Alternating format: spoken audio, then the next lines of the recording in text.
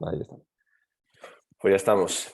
Bueno, Jordi, mil gracias por estar, lo primero. Nada, gracias a Eh, vosotros.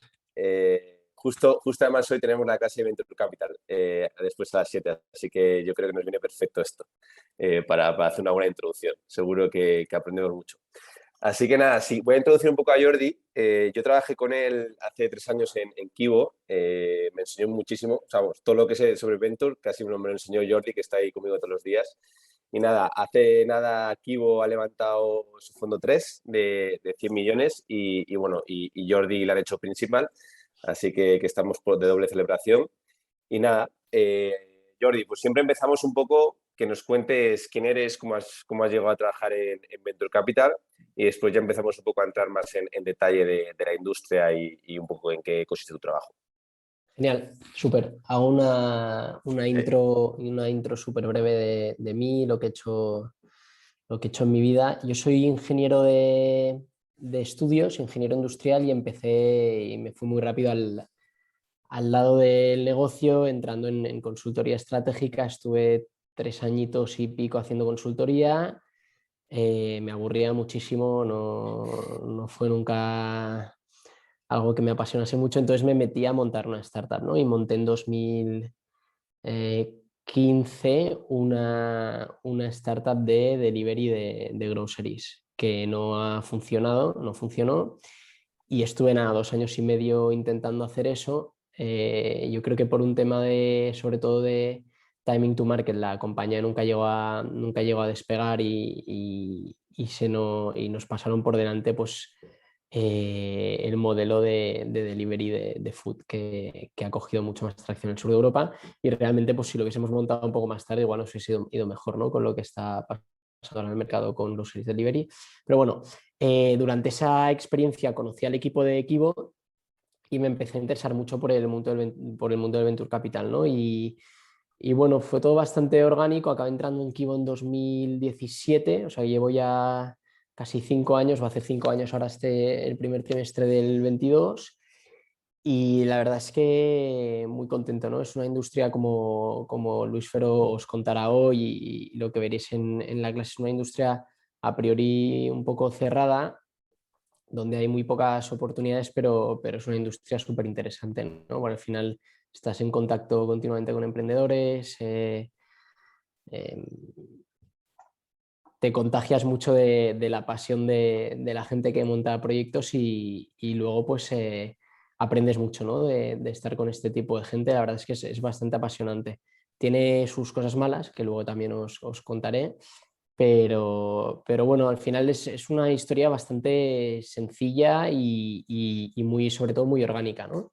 La mía a nivel profesional. Sí que es verdad que llevo 5 años en Kivo. La industria del VC es una cosa que me gusta mucho, que hace mucho estoy en ella y en principio quiero seguirme dedicando a la misma, ¿no?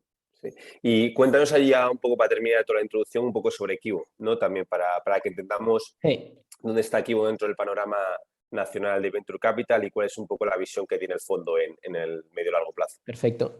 O sea, Kivo es un fondo de venture. Nos dedicamos básicamente a invertir en compañías que tienen un componente tecnológico muy relevante y que son generalmente de alto crecimiento, ¿no? Con una ambición muy internacional. Pero sobre todo, las dos patas clave de lo que hace un fondo de venture capital es invertir en compañías que se apalancan mucho en la tecnología y que además son de alto crecimiento. Entonces, Kivo ahora mismo tiene 3, 4 fondos bajo gestión, de hecho, y unos 270 millones de euros. Kivo se funda en 2012, se levanta un fondo de 43 millones que se invierte en 31 compañías.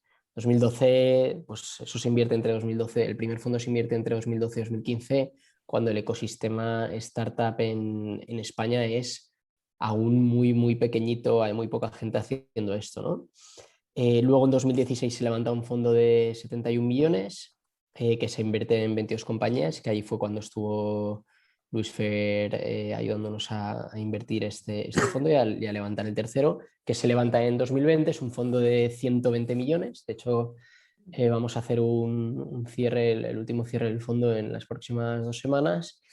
y hemos hecho ya 8 inversiones, ¿no? Y luego además tenemos un cuarto fondo que es un fondo un poco especial, se llama Opportunity Fund, que básicamente se dedica a invertir en compañías en las que los fondos anteriores ya han invertido. Vale. ¿Y cómo ha evolucionado un poco el tipo de inversiones que hacéis en Kibo, ¿no? Porque sí que los tickets cuando levantaste el primer fondo eran más pequeños y os enfocabais más a nivel nacional, igual series pre-A, ya, ahora ya estáis invirtiendo, habéis invertido en Sorare, ¿no? Hace poco, que ya es una ronda mucho más grande. ¿Cómo Sí. ha ido evolucionando un poco el tamaño de los tickets y un poco la estrategia? Sí, yo creo eso ha evolucionado mucho también de la mano de cómo ha evolucionado el mercado, del capital que hay, el número de fondos que hay, etcétera, ¿no? Pero sí que es verdad que cuando se monta Kibo en 2012, lo que os decía, ¿no? Del 2012 al 2015, que es cuando se invierte el primer fondo de Kibo, hay las oportunidades que hay, es un fondo aún con una presencia bastante local, de hecho se invierte en compañías fuera, pero el gran grueso de ese fondo son compañías españolas o al menos que tienen una relación importante con España, ¿no? Ya sea fundadores españoles, y se invierten tickets relativamente lo que ahora serían pre-seed seats, ¿no? Tickets de entre 350.000 euros y el máximo ticket, creo que el máximo ticket inicial que se hizo en ese fondo fue de 1 millón, 1 millón y poco, ¿no? Con el segundo fondo el ecosistema ya es mucho más maduro, hay muchísimas más compañías y básicamente esto lo que nos permite es esperar un poco más a que las compañías maduren un poco más, ahorrarnos un poco de esa incertidumbre que hay al principio de la vida de una compañía y entrar más tarde, ¿no? Cuando ya hay más métricas, etcétera, lo cual también implica que hacemos tickets un poco más grandes, ¿no? Entonces, con ese segundo fondo, los tickets, el ticket medio yo creo que fue como prácticamente 2 millones de euros, como 1,8, 1,9. Y ahora con este tercer fondo, la idea es hacer tickets iniciales entre 2 y 5 millones y sí que es verdad que estamos en un momento un poco especial en el Venture Capital porque hay muchísimo dinero, hay muchísimos fondos, hay muchísimos proyectos y estamos viendo, al menos en el sur de Europa, que es donde nosotros activamente buscamos oportunidades. No quiere decir que solo invirtamos en el sur de Europa, invertimos en todo el mundo, pero las oportunidades que hacemos fuera del sur de Europa suelen ser oportunidades que nos llegan más por nuestro network, ¿no? No tanto oportunidades que encontramos nosotros buscando activamente y persiguiendo activamente a los emprendedores. Pero sí que estamos viendo mucho fondo entrando, lo cual nos hace ampliar un poco el abanico, ¿no? Y pues podemos hacer deals desde Sorare, que es una serie B de 400 millones de euros, un poco más, hasta cosas un poco más pequeñitas como pues, la primera inversión del fondo 3, una startup que se llama GameStree, que invertimos 1 millón y medio aproximadamente, ¿no? Pero bueno, el ticket average va a estar entre los 2 y 5 millones. Y, sí, y un poco ligado con esto, ¿qué está pasando en el mercado? Porque lo que parece, por lo menos en el sur de Europa, lo que parece es que hay más dinero que buenas empresas, o por lo menos lo que se ve por ahí, y muchos fondos, y encima hay muchos fondos europeos que están empezando a venir aquí, con lo cual hay compañías que están levantando a valoraciones altísimas. Entonces, ¿cómo estás viendo el mercado ahora mismo? ¿Crees que estamos en una burbuja que no? ¿Cómo va a evolucionar? O sea, no dirían que estamos en una burbuja porque sí que es verdad que hay muchísimo dinero. En Estados Unidos lo que es la FED está imprimiendo muchísimo dinero por cómo están los tipos de interés. La gente tiene mucho interés en colocar el dinero y además la inflación ahora da mucho miedo. Entonces, el asset venture en los últimos 5 años se ha puesto muy de moda, ¿no? Y los grandes asset managers se quieren meter en Venture por varios motivos, ¿no? Primero, por lo que comento de la coyuntura macro, que un poco pues, te invita a hacer cosas nuevas o a meterte en temas más alternativos. Y segundo, porque los retornos de los fondos de Venture Capital son bastante relevantes, ¿no? Si te miras la media la media de los fondos americanos, que son fondos ya más consolidados y donde hay mucho más vintage o como si dijéramos hace mucho más tiempo que se está invirtiendo en Venture Capital, pues son retornos muy relevantes, ¿no? Comparado con lo que te puede dar cualquier otro tipo de activo como el real estate, etcétera. Y luego sí que es verdad que estamos en constante evolución, digitalización de las industrias, etcétera, y el Venture Capital básicamente lo que hace es financiar eso, ¿no? Con lo cual ahí se juntan muchas cosas que hacen que haya mucho más dinero en Venture Capital del que había hace poco, ¿no? Eso es una tendencia que empieza hace 5 o 6 años en Estados Unidos que en Europa va, yo siempre digo Europa va 3-4 años por detrás de Estados Unidos, porque está pasando que en Estados Unidos se sobresatura tanto que muchos fondos estadounidenses vienen a Europa, ¿no? ¿Por qué? Porque Europa es un mercado quizá más inmaduro, pero con talento, con buenas oportunidades para hacer cosas en tecnología, y los fondos americanos son fondos con mucha más capacidad, ¿no? Con lo cual vienen aquí a Europa, empiezan a invertir y básicamente lo que hacen es que haya esa sensación de que hay mucho más dinero, muchos más players haciendo inversiones. Sí que es verdad que la sensación que yo tengo, más que haya, más que, o sea, la sensación que yo tengo es que los buenos proyectos tienen muchísima más facilidad para levantar dinero que todo el mundo que monte hoy en día una startup levante dinero fácilmente, ¿no? Ese es un poco la diferencia versus a que haya una burbuja donde aquí todo el mundo está levantando de todo el mundo y todo el mundo consigue dinero, ¿no? Yo creo que es más un tema de que los buenos proyectos, pues si eres un buen emprendedor, tienes un buen proyecto, estás atacando un mercado grande, hoy en día y evidentemente te estás apalancando en la tecnología para hacerlo, hoy en día es muy sencillo levantar dinero, ¿no? Hay dinero de sobras. Vale. Y, y quería entrar un poco también, bueno, por cierto, si queréis preguntar ya sabéis, ¿eh? Levantar la mano Sí, o preguntar eso es. directamente para que no sea aquí solo un diálogo entre Jordi y yo. Queríamos entrar un poco también en la parte de qué analiza un fondo, ¿no? Y sobre todo, no solo lo que analizáis ahora, sino también esta evolución que ha habido porque entiendo que ahora también tenéis que ir un poco más rápido que la due diligence, de lo que veis igual antes, por los temas de competitividad. Entonces, qué son las variables que estéis analizando ahora, sobre todo? ¿Cómo han cambiado un poco desde tickets más pequeños a tickets más altos? Y si habéis hecho algún cambio en vuestro proceso de due diligence para acelerar un poco el proceso y que algunas oportunidades pues entrar mucho más rápido y que no que lleven 2 o 3 meses analizarlas. O sea, por la primera parte, que es un poco entender qué cosas analizamos, nosotros invertimos generalmente entre Seed y Series B. Lo cual para nosotros significa invertir en compañías que tienen un producto y que el producto está funcionando relativamente bien y que tiene lo que en la jerga se llama Product Market Fit, ¿no? Esto está muy relacionado con las fases de las startups que os decía, ¿no? Que soy ronda, seguro que habéis oído lo de ronda Seed, ronda post-seed, serie A, serie B, serie C, ¿no? Entonces, generalmente lo que hacen los fondos que invierten en pre-seed o en seed es entender muy bien qué está pasando en otros mercados que son más maduros y qué está pasando a nivel dinámicas de mercado y tecnologías, ¿no? Y con eso encuentran un buen equipo que sabe mucho de una tecnología o lleva mucho tiempo trabajando en un mercado concreto y decide lanzar una solución para solucionar un problema, un producto para solucionar un problema.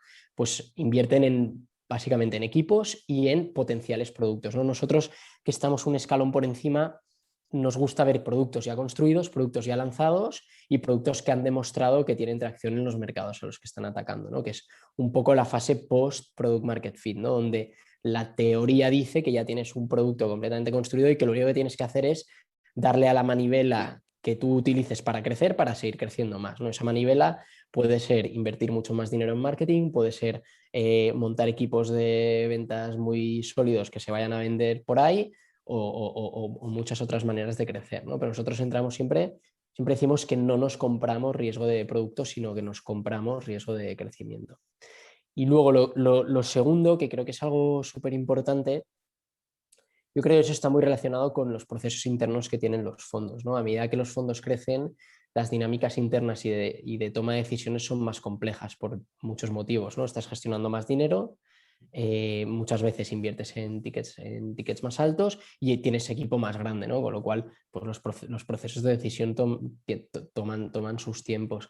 Entonces, ahí lo que nosotros estamos intentando hacer con el momento que hay ahora en Venture, que sí que es verdad que es un momento de altísima competencia, tienes que ir muy rápido cerrando los deals, no puedes marear mucho al emprendedor, es básicamente meter muchas ganas y mucho recurso en analizar las cosas rápido, sobre todo en cuando tú estás viendo una compañía, que sepas muy bien cuáles son las dinámicas del mercado en el que opera esa compañía, ¿no? Y que viendo un poco cómo hace las cosas esa compañía sin tener que entrar en el maximísimo detalle, puedas entender si eso puede ser un proyecto ganador o no. Y eso muchas veces está muy relacionado con el equipo. O sea, os he hablado de que nosotros invertimos sobre todo en métricas, por así decirlo, pero el 60% de nuestro análisis está muy relacionado con el equipo, ¿no? Con entender por qué ese es el equipo adecuado para montar ese producto en ese mercado concreto. Vale, entonces, podemos decir que las 3 métricas un poco clave siguen siendo equipo, las 3 variables, perdona, equipo, métricas y un poco también el mercado, ¿no? Sí. En dónde estáis. Sí. Vale. En Muisit yo siempre digo que es equipo y mercado. A medida que empiezas a crecer ya te empiezas a fijar más en métricas, que eso está muy relacionado con producto también, porque no tienes métricas hasta que no has montado un producto normalmente. Vale. Sheila tiene una pregunta, así que adelante. Sí, quería preguntar, porque no es la primera vez que oigo que los VCs se fijan mucho más en el potencial del equipo que en las propias métricas, incluso el product market fit, etcétera. Y mi pregunta es, ¿cómo diferenciáis a los vendehumos de los reales? Se nos ha colado un vendehumos por ahí, ¿eh? No te pienses. En nuestro caso, realmente es más fácil en nuestro caso que cuando estás haciendo pre-seed o seed, porque nosotros cuando estamos delante de un equipo le pedimos las métricas de la compañía y muchas veces es muy difícil vender humo, o sea, es muy difícil vender humo cuando te están pidiendo métricas, ¿no? Con lo cual para nosotros es sencillo. Dicho esto, nosotros, por ejemplo, hacemos muchísimo trabajo de reference calls con gente que ha trabajado con el equipo. O sea, entender muy bien en qué empresas ha trabajado el equipo que está montando el proyecto anteriormente e incluso hablar con ellas. Hablamos con todo el equipo, no solo con los fundadores, ¿no? Y eso muchas veces te da muchas pistas. Pero sí que es verdad que hay mucho vendehumos en este mercado y más lo que decíamos, ¿no? Un mercado en el que ahora hay tanto dinero, es tan fácil levantar dinero, pues hay que ir con cuidado con gente que tiene pues ganas de levantar dinero y no tiene realmente nada detrás de lo que ves, de lo que estás viendo cuando te reúnes con él o ella. También hay, Jordi, si no me equivoco, vamos, y me suena porque justo también trabajamos con esta misma persona, que a veces hacéis literalmente due diligence con una persona de recursos humanos externa, due diligence en el equipo, literalmente, igual que con otros factores. Sí, o sea, aparte de los reference call, la hacemos siempre ahora. Que eso yo creo que, Luis Fer, cuando tú estás por aquí no lo hacíamos. Básicamente, pero eso lo hacemos como ya cuando hemos tomado la decisión de invertir o sea, el proceso de inversión empieza, tú conoces al equipo, lo analizas, les envías un term sheet cuando quieres invertir y entre el term sheet y que se cierra la operación hay un proceso de due diligence que es un poco más formal, ¿no? Y parte de esa due diligence es enviar a una persona que se sienta con los fundadores, se sienta con parte del equipo y eso lo hacemos para evitar invertir en gente que sea un poco psicópata, ¿sabes? Entender muy bien las dinámicas que tiene internamente en el equipo, etcétera, etcétera. Y la verdad es que nos funciona muy bien, ¿eh? Sí que es verdad que es una due diligence bastante cualitativa, o sea, es muy difícil cuantificar eso, pero nos funciona muy bien porque no somos expertos nosotros en recursos humanos. Y aquí hay un punto importante también, por lo menos que yo lo viví estando en Kibo, que no es solo importante analizar los fundadores, sino a todo el equipo de debajo, ¿vale? Yo, de hecho, vi algún deal que nos gustaron los fundadores y luego fuimos a hacer due diligence de todo el equipo de middle management y no nos gustaron nada y el deal se cae por eso. Entonces, creo que es llegar hasta, o sea, no solo son los 2 o 3 fundadores, sino toda la parte de abajo, que pueden ser 6, 7, 8 personas, también hay que analizarla muy bien. Sí, además te dice mucho del fundador. Eso es, para atraer talento, eso es, tal cual. José Ramón, ¿tienes preguntas? Sí, gracias. Bueno, Jordi, encantado. Igualmente. Y gracias por venir. Tengo 2 preguntas diferentes. Una, ¿cómo ves tú tu opinión en la tendencia en impact investment, ¿no?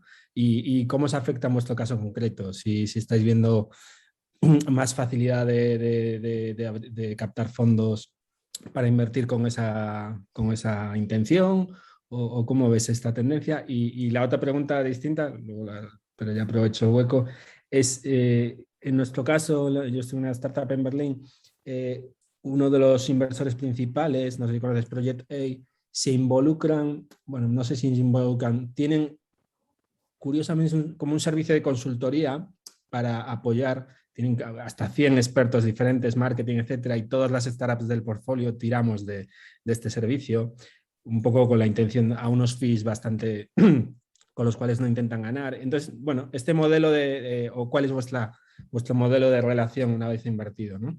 Dos preguntillas que me dan curiosidad, gracias. No, muy buenas preguntas. La primera, no es solo un tema de vamos a captar más o fondos de otro tipo de LPs. Los LPs son los inversores en los fondos de venture, con este ángulo de investment, sino que nuestros actuales inversores ya nos lo piden, ¿no? Con lo cual yo creo que es prácticamente imposible hoy en día levantar un fondo de venture capital verticalizado, lo que sea, sin que haya ese ángulo de impacto, ¿no? De hecho, nosotros ya en este tercer fondo, todas las inversiones que hacemos parte de esa due diligence que hacemos es una due diligence de entender cómo impactan en diferentes aspectos, en diferentes objetivos, los objetivos estos Sí. no sé cómo se llaman, los SDG, Sí, SDG o SG. SG. estos desarrollo pues los de desarrollo sostenible, pues eso SG. lo miramos y decimos, pues esta startup ayuda en este y este, ¿no? Y eso ahora mismo nos lo están pidiendo de manera cualitativa y yo creo que de cara al siguiente fondo vamos a tener que medir de manera súper cuantitativa el impacto de todas nuestras compañías, ¿no? Eso es la primera pregunta. Y la segunda, conocemos muy bien a la gente de Project A. De hecho, yo creo que hemos coinvertido con ellos en al menos una compañía que yo sepa, que estamos cerrando ahora. Y es un modelo que es interesante. Nosotros, el tipo de relación que tenemos con nuestro portfolio es bastante intensa. Es decir, nosotros trabajamos muy de la mano de los fundadores en todo lo que nos piden. Sí que es verdad que nosotros somos un equipo pequeño y no tenemos expertise muy vertical. Es decir, a mí, pues yo puedo ayudar a un fundador a montar su modelo para la siguiente ronda, a preparar un deck, a nivel estrategia, a hacer un análisis de si internacionalizar la compañía, no internacionalizarla, a qué país ir, o le puedo ayudar a pues, entrevistar a una persona para el C-Level, ¿no? Pero no le puedo ayudar a montar una campaña de marketing porque no tengo ni idea, ¿no? Entonces sí que es verdad que trabajamos muy de la mano con ellos, pero no tenemos ese tipo no hacemos eso que hace Project A, que es mucho más verticalizado, con un talento muy específico en eso, ¿no? Sí, es verdad, Project A no sé exactamente cuánto dinero gestiona, pero es un modelo un poco diferente, porque ellos entran mucho antes, donde las compañías realmente tienen esas carencias.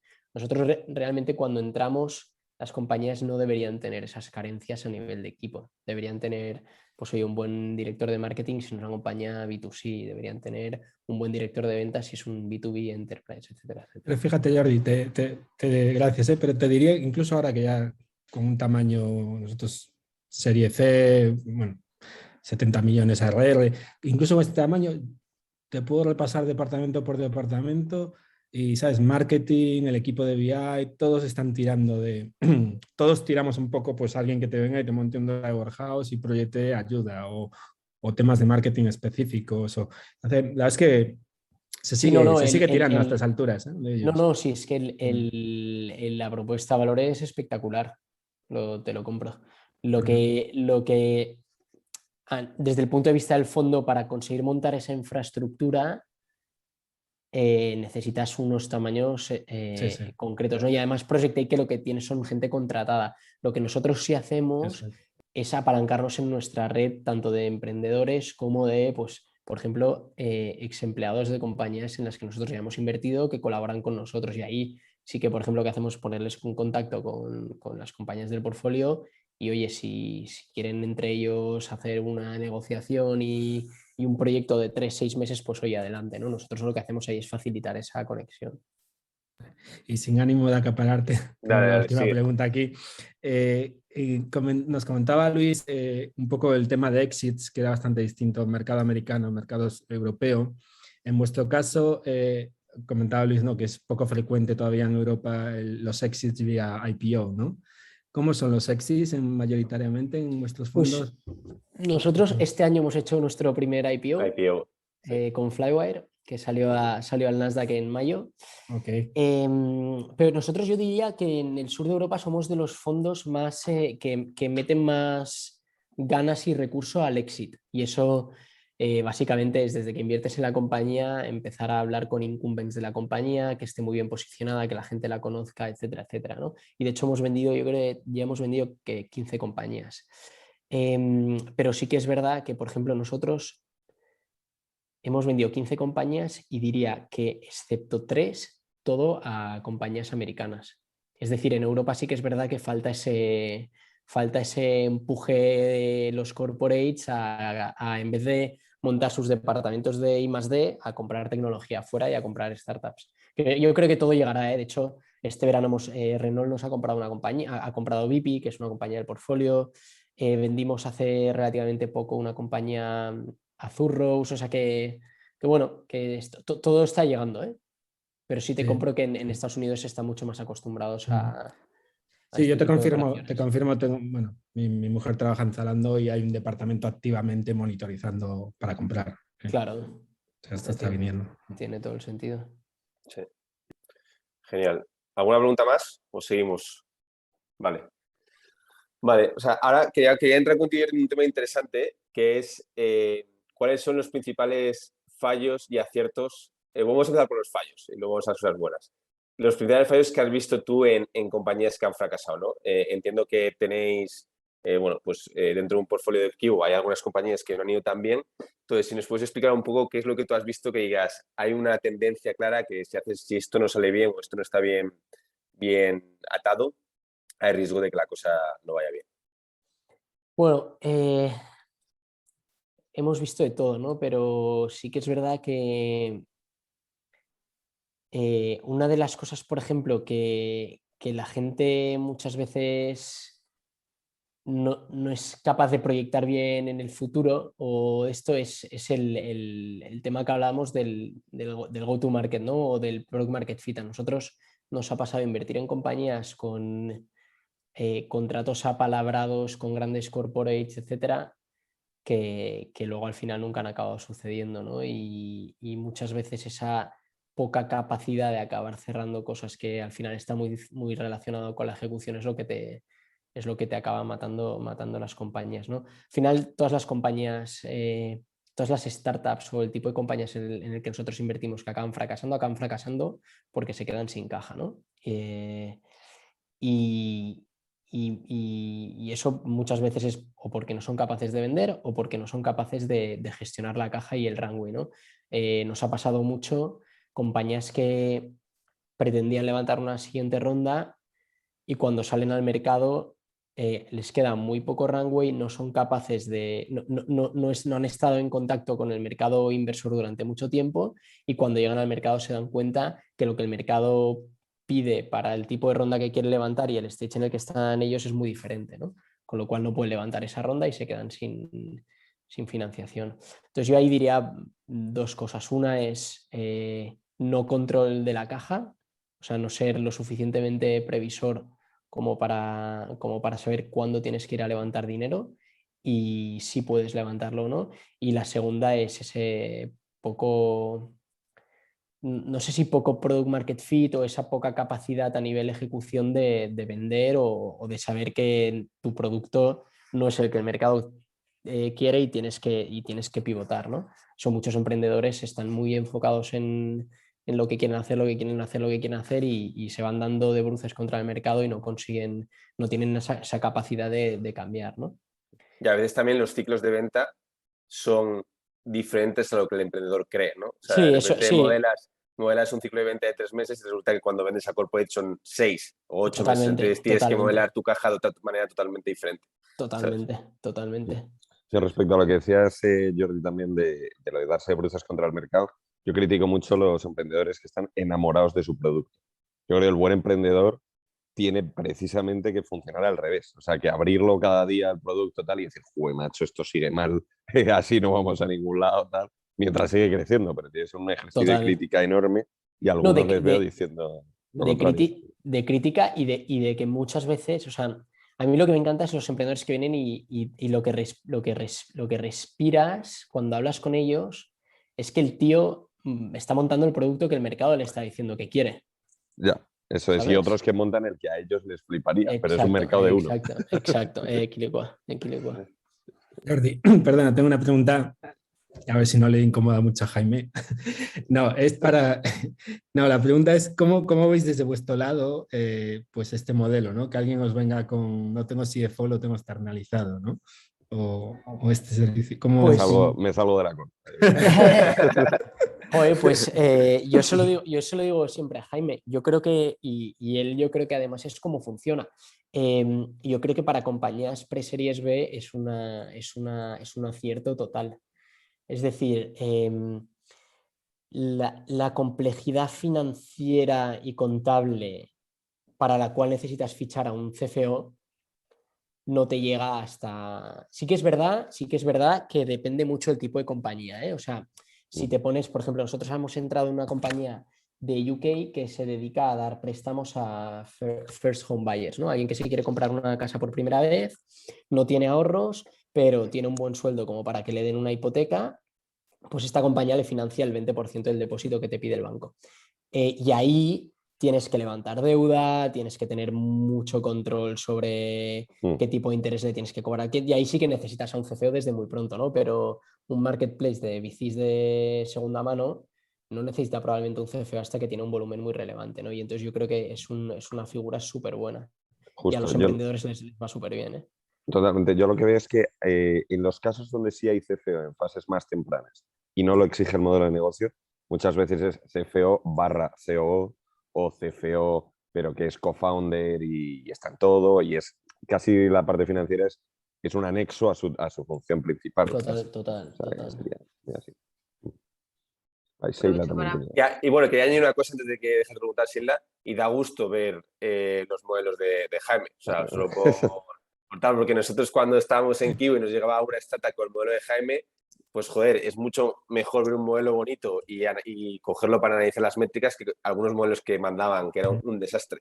Bueno, ¿Sabes? O sea ahora que... llegarán más con Academy, así que fenomenal. Sí, sí. No, pero sinceramente yo por donde veo los tiros es que a lo mejor mucho venture capital empieza a referir, ¿no? Decir, oye, mira, vete Bueno, aquí, haz los deberes y vuelve, ¿no? O sea, o yo a coge este Jaime servicio y vuelve, ¿no? Sí, yo sí. a Jaime le voy pasando, Aquí gente.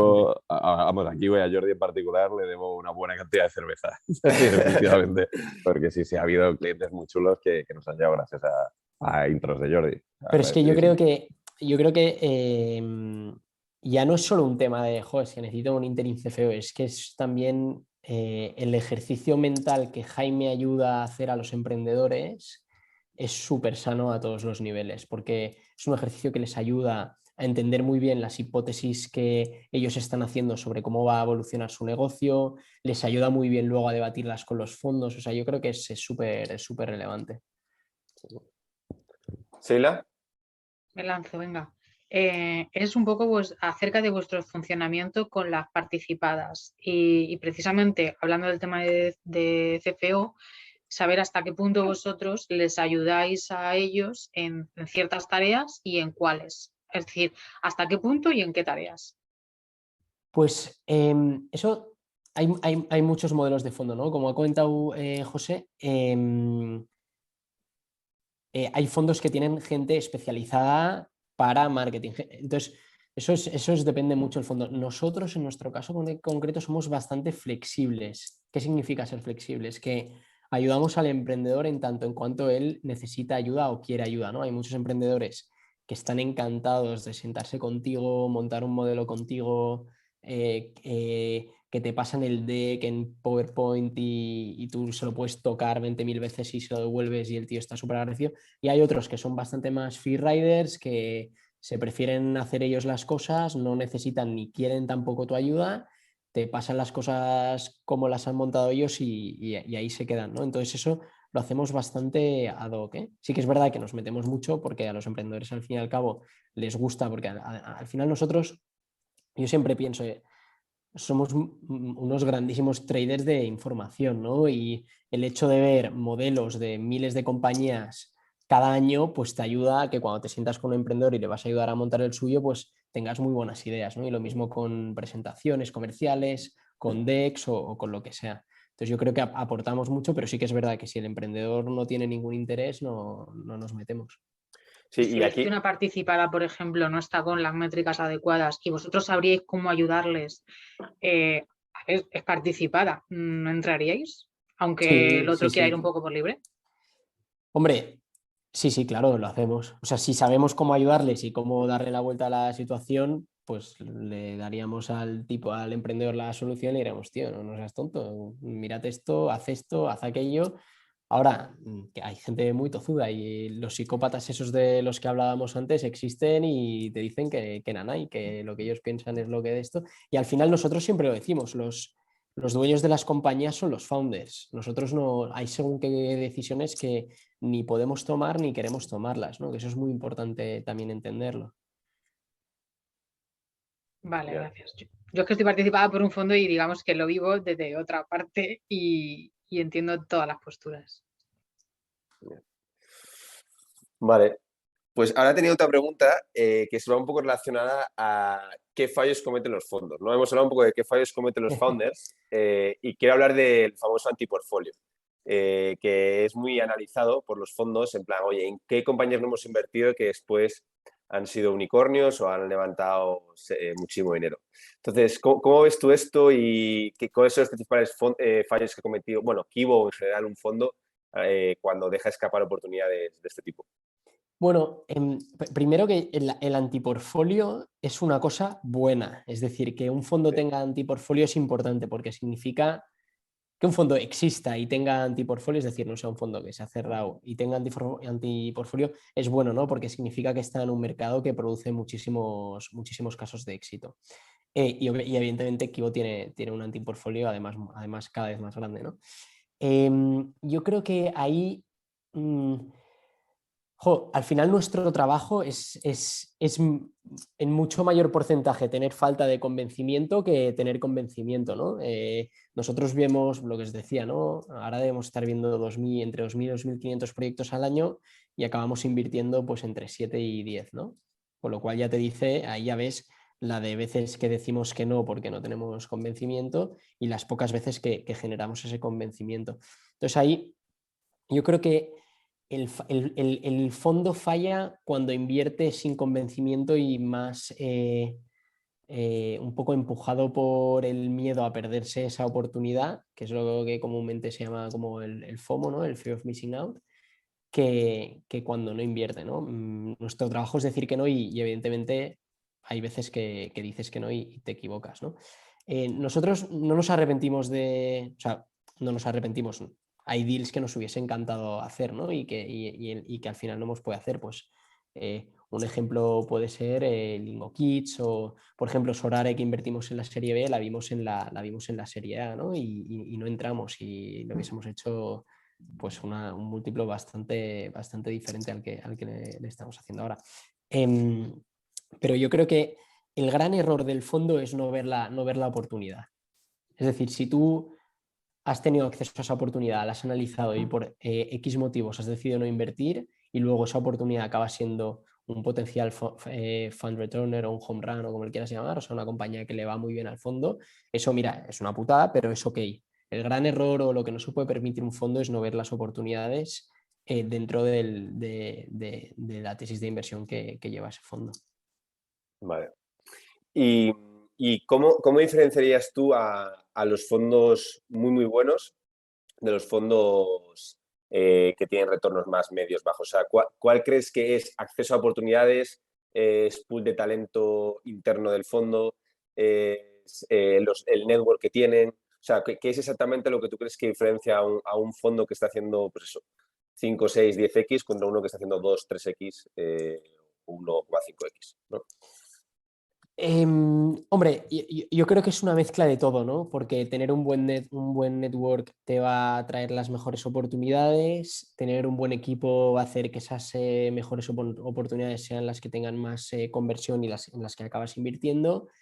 Y otra vez tener un buen network y haber hecho ya muchas operaciones y tener una experiencia buena es lo que va a hacer que hagas un buen portfolio management y a las compañías les vaya bien, ¿no? Por ejemplo, una cosa súper relevante en el Venture Capital es el network de fondos que tienes que van a invertir después tuyo, ¿no? Porque al final tener partners de confianza, fondos que son mucho más gordos que el tuyo, que entran en la siguiente fase, es importante porque se van a mirar las compañías en las que tú has invertido con mejores ojos, ¿no? Y eso, por ejemplo, es una cosa súper relevante. Y si os fijáis, los fondos más exitosos sobre todo en Europa, y los que invierten entre Seed y Series A, son fondos que el éxito les viene principalmente porque son capaces de luego meter en las compañías de su portfolio a otros fondos más gordos, ¿no? Sí. Entonces ¿Sabes? es una mezcla de todo, ¿eh? En realidad. Sí, pero yo creo que estoy de acuerdo contigo que esa parte de network, de conseguir, porque yo creo que una cosa que aportaba mucho Kibo era en darle acceso a fondos de serie B y serie C a las compañías, ¿no? Y eso te cambia mucho. Al final, igual que cuando recomiendan a Kibo una compañía de alguien de su confianza, es lo mismo, ¿no? Con el resto de fondos. Exacto. Y ahora entrando un poco más en el día a día de lo que es trabajar en Venture Capital,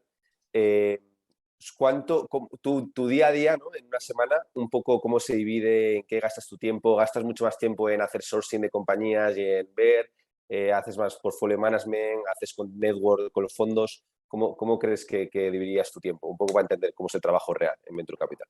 Sí, diría, a ver, o sea, hay varias cosas que hacemos, ¿no? Una es sourcing, o sea, que eso está muy relacionado con estar muy en contacto con el ecosistema, hablar con business angels, hablar con emprendedores, hablar con otros fondos que invierten en compañías mucho antes que tú, que es un poco lo que te da ese deal flow, ¿no? Y lo que te va pasando oportunidades que luego analizas. Luego otro que es más análisis, ejecución de las inversiones.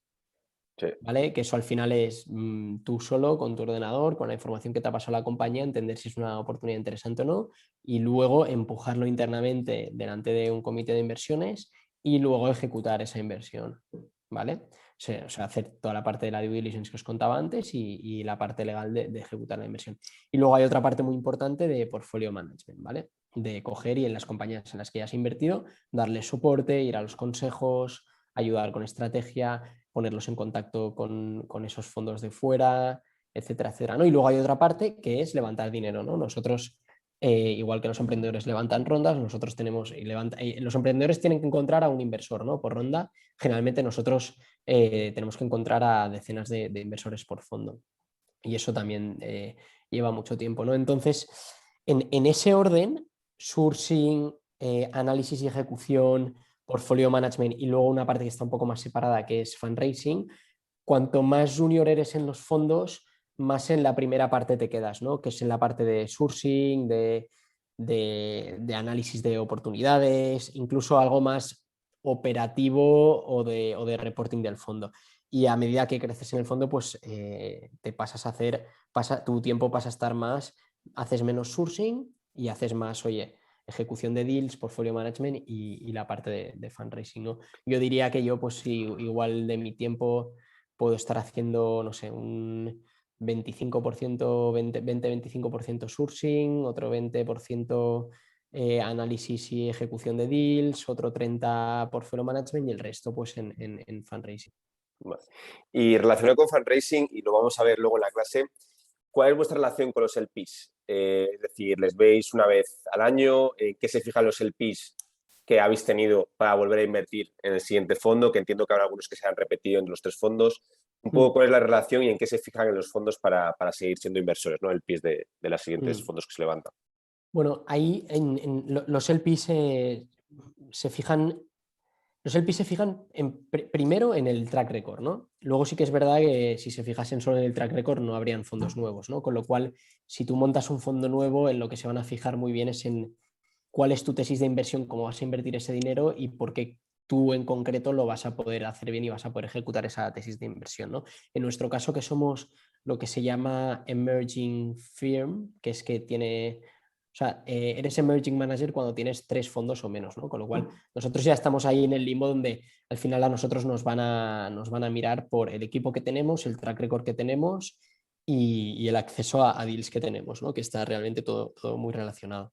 Y luego la relación que tenemos con los LPs, pues depende mucho de cada fondo, ¿eh? Hay fondos que ven a sus LPs una vez al año y les envían algún reporting trimestral. Nosotros intentamos hacer una reunión trimestralmente con ellos y presentarles cómo está el portfolio, cómo están las participadas, cuáles son los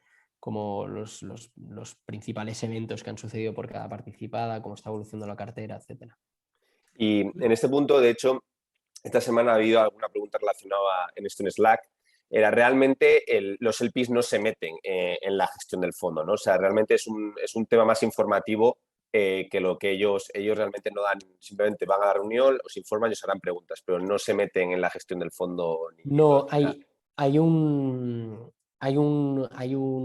contrato legal que es el reglamento del fondo, que es el que define las cosas que los GPs o el equipo gestor del fondo puede y no puede hacer. Y el LP, que es Limited Partner, está limitado o te puede decir, oye, tú ojo que estás haciendo una cosa que yo no quiero que hagas, Sí. siempre y cuando te estés saliendo de ese reglamento, ¿no? Pero tú siempre y cuando te estés haciendo lo que dice el reglamento que vas a hacer, tú puedes hacer como gestor, puedes hacer lo que consideres. Evidentemente vas a pensar en el beneficio de tus LPs, ¿no? Pero tú puedes hacer lo que dentro de ese reglamento puedes. Perfecto. José Ramón. Sí, perdona. No, en vuestro caso, con que tenéis el objetivo en South Europe, ¿quiénes son los LPs interesados en este mercado? Sí, ¿Son europeos o son...? No, nosotros, más que tengamos un objetivo South Europe, es que tenemos presencia activa en South Europe. Es decir, hacemos ese sourcing activo de deals en Southern Europe. Sí que es verdad que si nos llegan oportunidades fuera de Southern Europe, las podemos hacer. Y yo diría que nosotros, por lo que nuestros LPs nos han escogido, es una mezcla de track record, de ser uno de los gestores más consolidados en una geografía concreta, que además está demostrando que tiene muy buenos proyectos. Sí, pero sin decir nombres aquí, Jordi, ¿son más corporate, son más fondos de fondos? ¿Cuáles son los LPs más comunes? Históricamente nosotros habíamos tenido mucho LP institucional y mucho corporate español. Sí que es verdad que con este tercer fondo tenemos mucho fondo de fondos internacional, incluso fondos de fondos internacionales que se dedican exclusivamente a hacer inversiones en Venture Capital. Y solo última pregunta y dejo a Mar. Sí. La figura que comentaba Luis de los advisors, ¿tenéis esta figura vosotros, expertos de un sector que necesitáis que asesoren? Sí, por ejemplo, si estamos viendo cosas sí que lo tenemos, pero no es una cosa que tengamos súper formalizada, es decir, es gente que colabora con nosotros.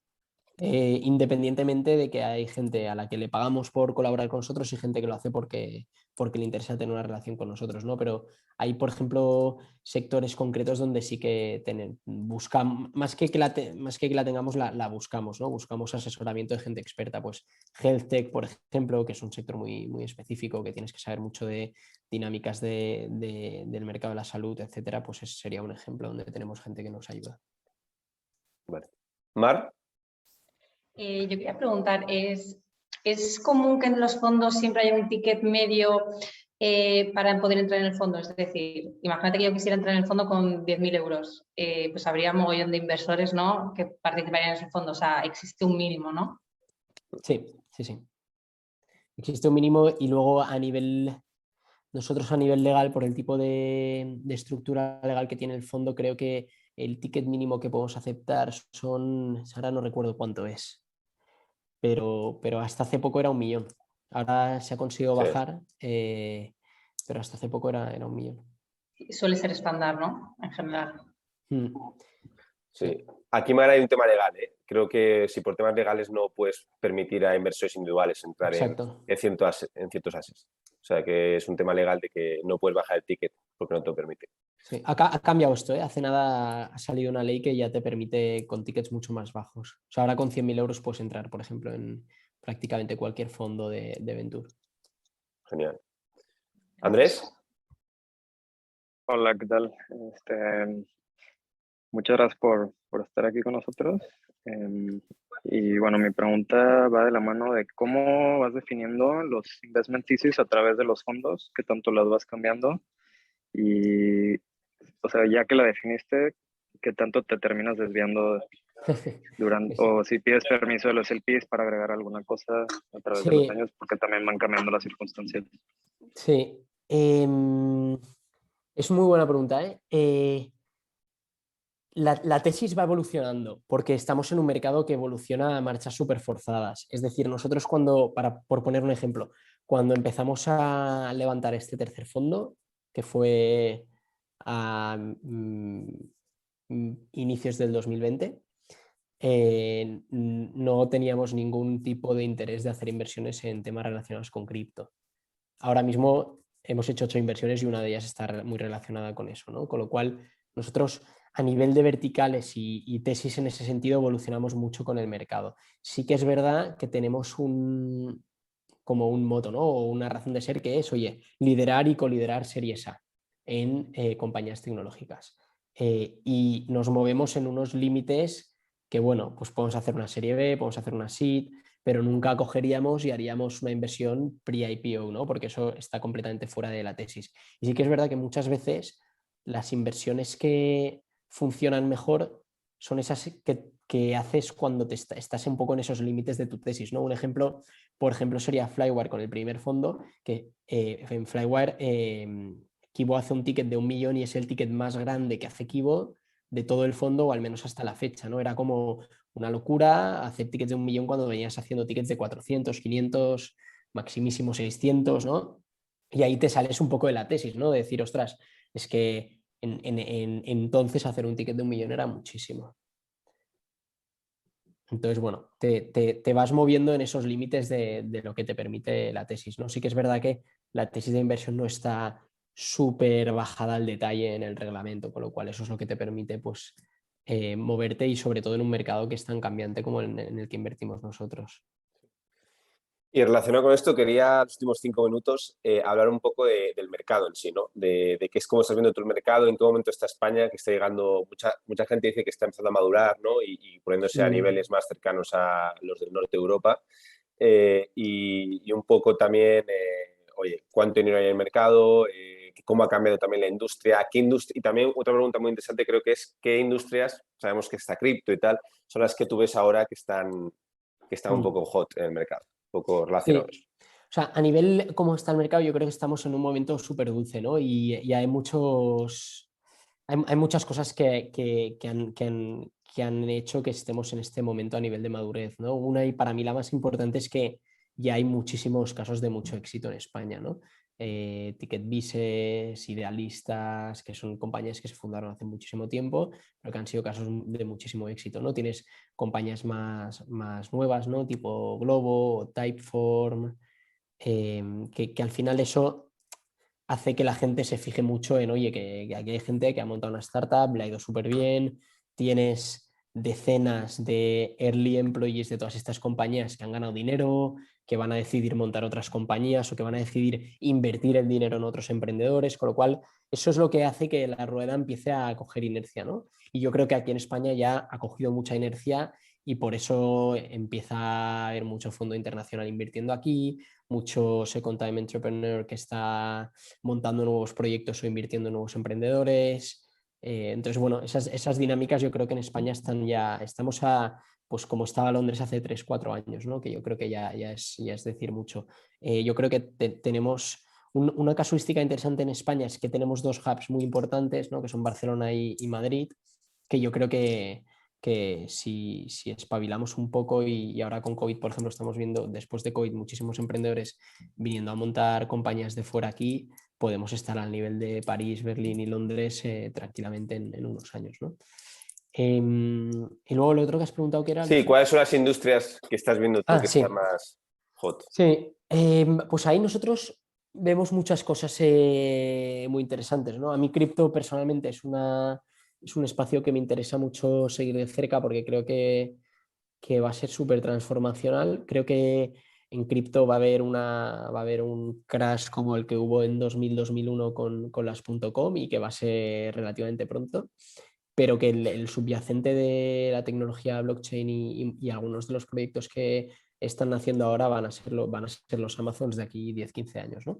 Entonces, bueno, quitando cripto, por ejemplo, estamos viendo muchísimas cosas en fintech muy interesantes, estamos viendo muchas cosas en health súper interesantes, ¿no? Porque al final la adopción de la digitalización, que ha empezado por mercados quizá un poco más, pues tipo los clasificados, la segunda mano, ¿no? Son mercados donde lo que te pesa mucho es el business model y no tanto la tecnología. Aquí lo que estamos viendo es que hay otros mercados que quizá entran un pelín más tarde en digitalizarse o en adoptar nuevas tecnologías que lo están haciendo ahora, ¿no? Y GEFTEC, por ejemplo, es un espacio súper interesante.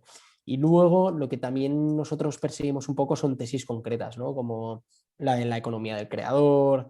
Vemos que ahora los creadores de contenido, pues seguro lo estáis viendo, están generando muchísimo dinero, los influencers, las influencers, gente como Ibai Llanos, todo este tipo de perfiles, eso que nosotros lo colocamos dentro del bucket de la economía del creador y es un espacio que al menos a mí personalmente me interesa mucho.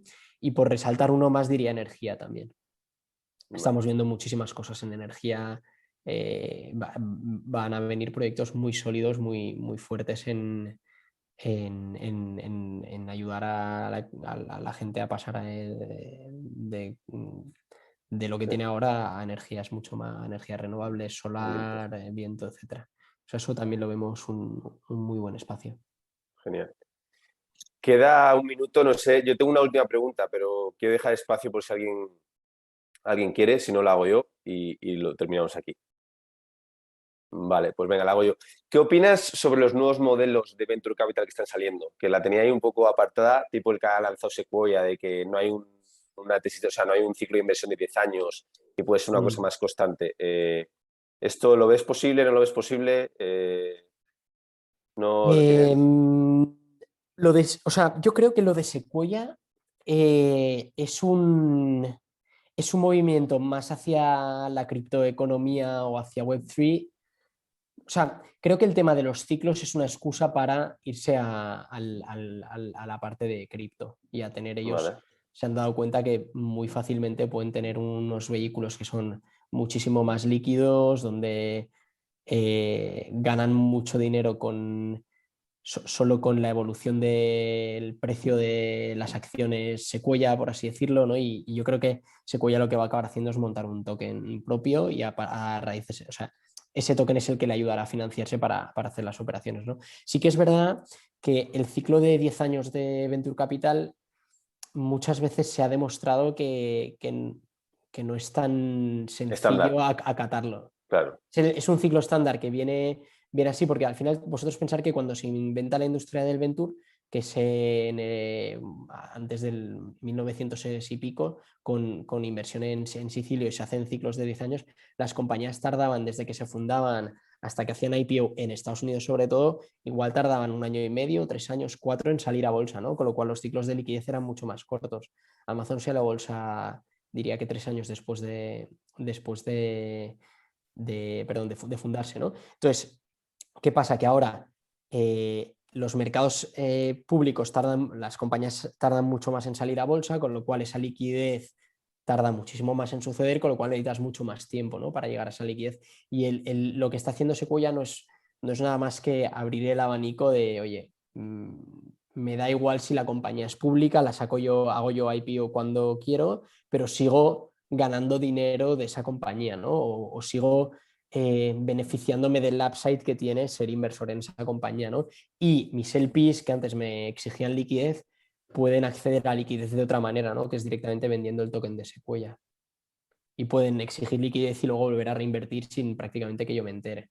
O sea, al final tiene sentido, lo que pasa es que yo creo que es una cosa que va a tardar mucho y que sobre todo en Europa aún queda mucho para que llegue este tipo de vehículos. O sea, se han visto muchas otras cosas, tipo las SPACs y tal, que se ha demostrado que no son tan rentables o que no funcionan tan bien, ¿no? Con lo que tengo mis dudas sobre si lo de Sequoia, a Sequoia le va a salir bien seguro porque es que Sequoia, ¿sabes? O sea, no hay Se le va a salir bien cualquier cosa. No hay emprendedor, no hay emprendedor en el mundo, yo creo, que no quiera que Sequoia le invierta dinero.